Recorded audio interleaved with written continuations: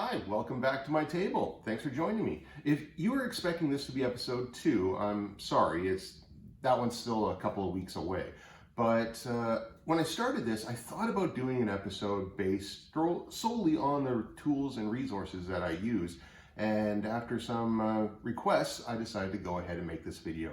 So thank you for all those who wanted to know more about what I'm using. This video is going to be for you. I'm still pretty new to YouTube.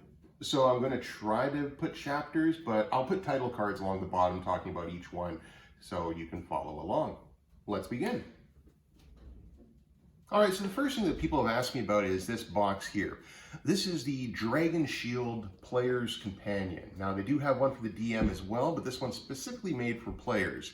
And basically it's an all-in-one storage box for your character sheets, your player's guide, your dice, all of that for when you're going on a game session. As a solo gamer, I like it because it contains everything that I want and it's got a few really nice features in it.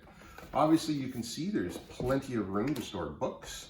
I found that most books actually fit in here, but like the Pathfinder hardcover core rulebook doesn't. It's just a little too big or too tight of a fit. So I don't really keep that in here, but this itself is also nicely matted. So it's actually supposed to be a dice tray for you to roll on. On this side, you have a nice little plastic dry erase sheet, so that way you can put your character sheets on it underneath there, and it comes with a dry erase marker, so that way you can actually mark up your character sheet without having to erase and destroy the paper and all of that. It's quite nice. I use it, as you've seen in my video. I jot down my monsters' stats on this as well as my own stats, so that way I can quick reference them as I'm doing my fights. There's a storage area for dice, obviously. There's another little storage area for characters or miniatures. Plenty of room on this one over here. This back spot here comes with some foam inserts, so that way you can actually put your iPad or your tablet in there so you can have it standing upright like that. And yeah, I think it's really nice. If you're gaming on the go, this is a must for anybody who wants to play in group settings. As a solo guy though, it's just nice having everything conveniently here and organized so that way I can play. So the next thing I have here is my dice tray by Die Hard Dice. Is it Die Hard Dice? Yes, it's Die Hard Dice. It comes in different colors. What I like about it is that it sits flat, it's nice and felt on the inside, and it's magnetic. So you just fold the sides up and they just snap in. Often you'll see me play with one side down. This gives me freedom to roll in there, but you can literally use it any way you like if you prefer to roll long ways or just standard like that. It's a nice dice tray. It holds together very well and it feels very solid. It's full leather on the one side, felt on the inside with this cool little dice triangle symbol, which I guess is their logo. But it fits nicely in bags, sits flat on your RPG books. So I like it for that convenience factor of being able to be portable.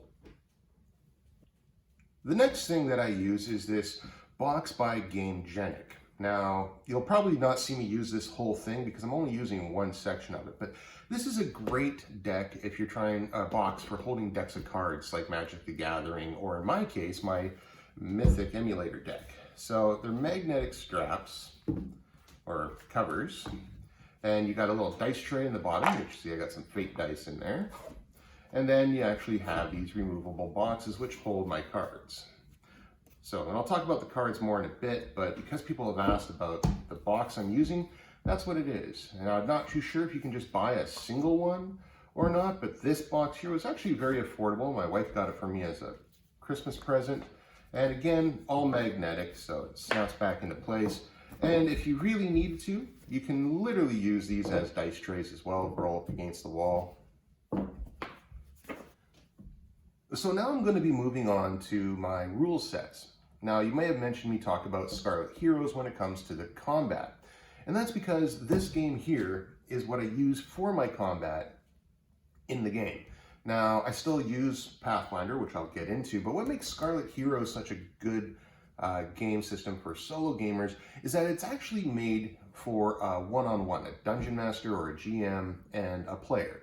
So if you have a very small party, just one gamer, this game is actually designed for that, and it keeps the feel of the old school Dungeons and Dragons sort of gameplay. The setting itself is sort of this weird mystic Asian setting, and it doesn't really click with me that well, which is why I didn't use this as my actual rule set or setting for the game. But the combat mechanics are really, really good. And how it works is it uses all the same dice that you would normally use in a game of Dungeons and Dragons or Pathfinder, but it changes things up. All monsters, their hit points are based on their hit die. So if a monster has 2 hit die, it literally has 2 hit points. It doesn't sound like a lot, but when you have 5 or 6 monsters going up against one character, attacking the hit dice directly actually makes it a little more manageable. Also, damage is done very different. When you roll up your hit, even if you hit the monster, your damage dice has a possibility of rolling nothing. So if you roll a 1 on your damage dice, you do no damage. It seems a little counterintuitive, but with the health of the monsters being their hit dice, adding that little extra grace for the monsters makes it feel a little bit more fair. On 1 to 4, or is it 1 to 5, you do 1 point of damage, and it goes up accordingly to a total of 4 points if you're going into the 10s. But the main point is that your combat is attacking hit dice. Your damage is modified to lower it in order to balance out the fact that they got less hit dice. And because it does that so well, what it means is, like I mentioned earlier, you can be up against multiple monsters and feel like you have a fighting chance. Now, there's 4 races or 4 classes in this book, and each one gets what's called a fray die. A fray die is either a die 4, a die 6, or a die 8. So the fighter character in this game gets a die 8 for their fray die. The cleric and I think it's the paladin, I can't remember, gets a die 6, and the magic user gets a die 4. And what the fray die is, it's something that you can roll anytime you're going to take an action that would involve rolling a dice. So if you're trying to get out of the way of something, or if you're trying to attack something, you can roll this fray die. And the fray die is direct damage to a character's hit dice. The key is that you can only do your fray die against monsters that have the same hit dice or less as your character level. So if you're level 1 and you're going up against a level 2 character or a HD2 character, you can't use your fray die that battle. Now, if that HD2 character or monster had a minion that's HD1, you can use your fray die against that minion, but you can't use it against the HD2. The only exception to this is with the wizards. Their fray die is so weak, die 4, that you can use it at any time. So basically it's trying to say that this is just some passing thing you did in the middle of your action, which caused some damage. It seems kind of iffy, but it works really well when you can actually use it. As you've seen from my first episode, I never got to use the fray die. But if I get some minions coming up against me, maybe I will be able to. So Scarlet Heroes, very good system, and if you like that type of setting, check it out. It's by Kevin Crawford. So that brings me to the core rules that I'm actually using for my game, which is based on Pathfinder 1st edition. When I started the game, I just had the core book, but because of everything that was happening with the OGL debacle, I was one of those people that bought 8 months worth of books in 2 weeks for Paizo. So congrats, Paizo, that worked out well for you. Now, I bought Ultimate Campaign to give me some downtime rules, and honestly, this book was just so good that I ended up buying more supplements to add to it. But the reason why I picked Pathfinder was because Scarlet Heroes applies to the old school sort of Dungeons and Dragons game so well that I wanted a system that was also very based in Dungeons and Dragons style of gaming. And of course, Pathfinder is, 3rd edition fixed, as people say. And it's gone on to become something even bigger and better. I looked at the 2nd edition rules, but it just seemed a little too different from what I was looking for, and I already had the core rule book that I have never played, so I thought this is a great opportunity to pull out a book, dust it off, learn the rules, and try to enjoy the game. And so far, I've been very happy with Pathfinder, and Scarlet Heroes combat rules sits over top of it very well. I have the hardcover of the core rule book. This soft cover here I bought actually is kind of a misprint, so I am now actually writing my solo rules in the book. So you might see me referring to things in the book itself, and when I'm doing that, it's because I literally put the rules. So example, fray die for Rogue, I got it written down right there, so that way if it's in the book, it's in my game. Now, when you're playing a solo game, you're going to need an oracle, something that takes the place of the dungeon master or game master that can answer your questions for you. Otherwise, you're just going to be answering your own questions. Mythic, this is the red book, but the blue book has the GM emulator in it. And this book here is the complete game system with the GM emulator. This is the one that started it all. It was so popular that they released a blue book that has just the GM emulator in it, and people just went with it. The GM emulator is a giant, well, not really a giant, but it's quite a large, what some people refer to as an Excel spreadsheet. And it can be very confusing at the table to figure out what to do. So this is the fate chart here. That is the backbone of the GM emulator. So you basically pick your difficulty, you set your odds, and then depending on what your chaos factor is, and your chaos factor goes up or down if things go your way or not, it changes those odds and you have to roll above or below certain numbers. It's a great system and it's really well thought out, but it can also be very complicating. That's where the Mythic GM Emulator deck comes in. So the Mythic GM Emulator deck is available for print on DriveThruRPG, or you can just get the PDF and print yourself. It basically, and I do mean, it literally is the entire Fate Chart GM Emulator plus extra stuff all in a deck of cards, making it really easy to use. You will notice that the cards are two-sided, so you've got an upside down and a right side one. You're always referring to the side that's currently facing you that you can read. But this means that when you're shuffling your cards, you're going to spin them around as you shuffle, so that way you never know what results you're going to get. And there are a lot of cards. If you're familiar with Mythic GM Emulator, the cards work the same way. You still track your chaos factor, and in fact they give you this little card here which goes from 1 to 9, and you move it up and down accordingly. On this card is the actual fate chart itself. It doesn't look like much, but it is. You would consult your chaos factor from over here, and it tells you how many spots to move up or down the fate chart, depending on what your chaos factor is. So you would still set the likelihood of your odds. So I'm going to say something is 50-50, and let's say my chaos factor is at a 7. I'd come over here and I would see that my chaos factor raises my odds by 1. So a 50-50 would be drawing one card, and if it's a yes, then it's a yes, and if it's a no, it's a no. But because I'm raising it up, now I got to draw 2 cards, making it likely for it to happen, and I stop on any yes. So if my first card is a yes, I stop. I don't draw a second card. With Mythic, the main thing to remember is you're always trying to ask action questions. So you don't want to sit there and say, do I sneak past the sleeping guard without waking him? You would say, does the guard wake up while I try to sneak past him? The yes needs to be something that's going to make things action-orientated or more difficult for your character. Of course, what I like about the deck the best is that it takes you away from rolling dice. A lot of people, when they use oracles, they're usually dice-based. And you get into the habit of relying on rolling dice for your skill checks, and you start to rely on them for your GM. With the cards, it makes it a clear division. You should only ever ask your oracle something that you can't roll a skill stat for. You know, you want to know, do I see a secret door? You're not going to go to the GM. You're going to roll your perception check against a difficulty. But if you have your fate chart and you're rolling dice, you might be inclined to just ask the DM, which is your oracle, is there a door there? This way here, it helps separate the role of the GM from the role of the player, and I really, really like it. There's too much to break down, but what I will say is that it does have event focuses. It does have action and subject words that you put 2 cards side by side. In this case here, it says move anger. Or if you're looking for descriptions, it gives you comparatively weak. So you got words up at the top, words at the bottom.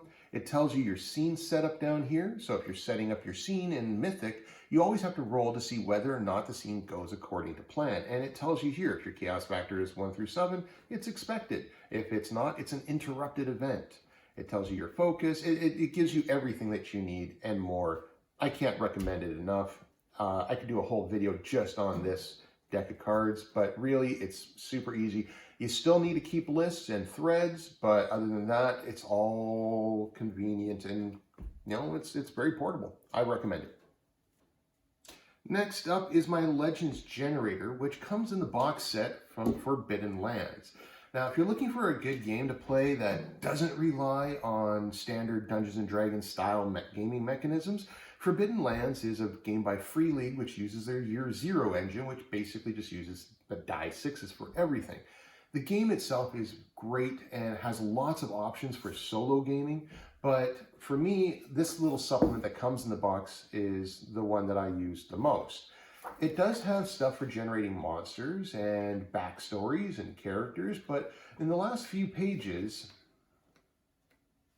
it has the Legends generator. Now, I always ignore the first page because the first page is all about the lore from this game, which has a very unique lore to it. It's definitely worth checking out and very entertaining. But I use these pages here to generate there was a who saw it because of they traveled to, located somewhere, in some whatever, in the direction of, and as I put this together, it creates a legend. So I've created a total of 4 legends so far, 2 of which you've seen in the last episode, and this is the tool that I use for it. Now, there are a lot of random table books out there. I just like the Legends generator because in Forbidden Lands, that's kind of the thing. You start off in one hex and you hear about a legend somewhere else.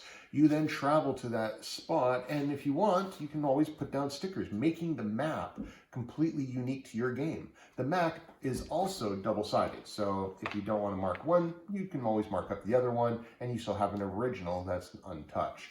Forbidden Lands by Free League Publishing, great game. The Table Fable books. So if you've ever looked on solo role-playing game message boards, Facebook pages, whatever, chances are these books are going to come up at some point. They're done by Madeline Hale, and to be honest, I think they started out as just a collection of random tables that she liked to use for herself, and she even says that, you know, she's got a thing for random tables. They inspire her and her creativity, and I think it comes across very clear that this is all about inspiring creativity. I don't think they were meant for solo gaming so much, especially not the first one, but they just work very well. And like I said, they're pretty much added to everybody's library. They're not expensive. You can get them through Amazon or other bookstores. The first book itself, just a whole bunch of random tables. The Tables 2 is more about world building, which is very helpful. And then this one here, this massive one, is Arcane Artifacts and Curious Curios, which I call Table Fables 3, even though that's not its name. And it's just a whole bunch of treasures, trinkets, magic items, stuff like that. So in my first episode, the pilot episode, which was Lost, I was given a reward. I rolled to pick which chapter, I rolled to pick which item type it was, and then I rolled for the item, and I ended up getting a vial of Wizard's Bane, which is a powder which suppresses magical abilities and also kind of makes you immune to magical attacks. Not something I was expecting, but it was a really nice reward, and not something I probably would have came up with myself. So these are just random table books, but these are really good random table books, and you'll see me flip through them from time to time for whatever I need. Next up is Return of the Lazy Dungeon Master by Sly Flourish. Now, I don't necessarily use the Return of the Lazy Dungeon Master book so much in my solo game as I do the Lazy DM's Workbook. This is a supplement to this book itself. This book, if you're looking to be a DM and you're looking to run a session, this tells you how to do the game as best as you can with as little prep as possible. And really, it's a lot of common sense things that people tend to overlook. When dungeon masters or game masters are building their worlds and adventures, you got to realize that players are going to basically destroy every single thing that you had planned and do their own thing. And this book helps you prepare for that. And it's a really good book. There is a Lazy Dungeon Master, but the Return of the Lazy Dungeon Master is the upgraded edition of it with more stuff. So if you're confused between getting the Lazy Dungeon Master or Return of the Lazy Dungeon Master, get the Return book. But again, I don't use this book so much in my solo game as I do the Lazy DM's Workbook. It's fairly thin, and it's definitely based around 5th edition, but it's just a bunch of random tables. You got some maps to give you some ideas, but the random tables themselves are what makes it really good. Building an encounter, monsters, so monster tables by CR, which has been very helpful in generating my fights so far. You depict your dungeon level, you roll to see which table you're going to, then it tells you to go to which table, and the tables are divided up by CRs with standard monsters. So there's also random items, random town events. There's just so much in this little tiny book that I can't recommend it enough. I mean, I got bookmarks in it for everything that I'd like. The Lazy DM's workbook is pretty much essential for solo gaming, in my opinion, especially if you're doing a game similar to 5e or Dungeons & Dragons in general. And we get to one of my favorite random table books, Untold Encounters of the Random Kind.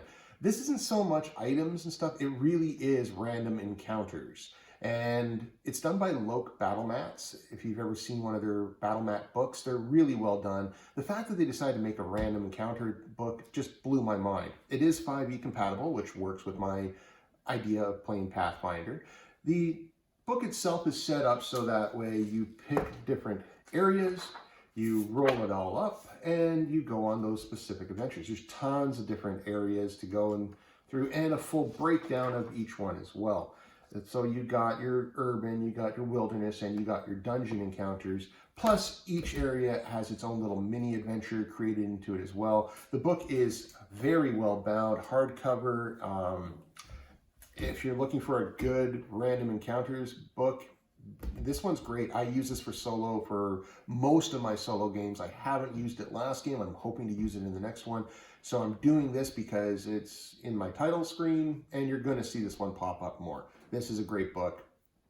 Obviously, I recommend it.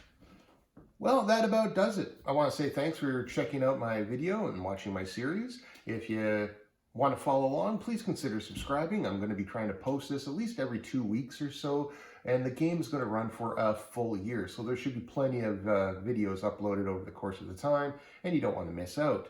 So thanks so much for watching. Until next time.